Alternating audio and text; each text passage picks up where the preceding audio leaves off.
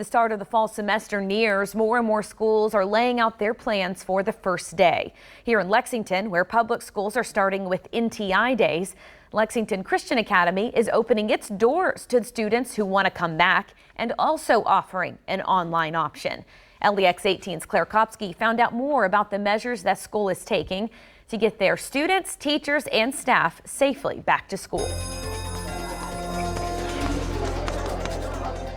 When students arrive back at Lexington Christian Academy in a few weeks, they'll need to bring a mask and be ready for a temperature check. As they make their way to their classrooms, we'll be decreasing the volume of traffic in our hallways by staggering some of our release times to make sure we're not getting that crowd or that large group of people moving at the same time.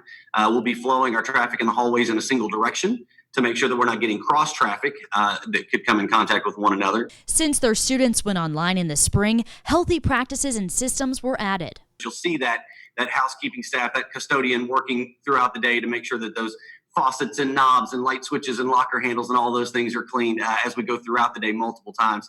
But we've also made some really great strides in innovating some of our building systems. So we've added UV and pinpoint ionization filtration systems to our air, so that as that air is getting captured and going into our HVAC system, it's getting cleaned and scrubbed before it comes back out into our learning spaces to make sure we're not recirculating a problem that could be in the building. If someone does contract COVID-19, they hope their efforts to keep students in small groups will limit the number of students that need to transition to online learning. We'll have nurse stations in each of our campus locations and each of our campus offices away from the regular student body, so we can take them and make sure that we're checking on them, kind of gathering all the information that we need, reporting that to the local health department as we're required, and helping to do some of that contact tracing just in case it's a positive COVID case.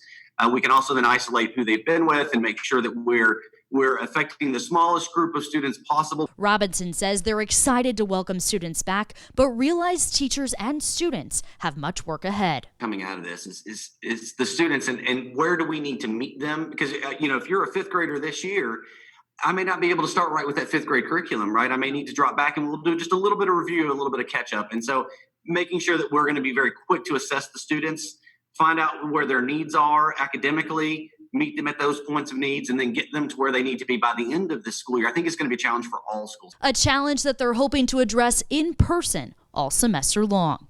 In Lexington, Claire Kopsky, LEX 18 News.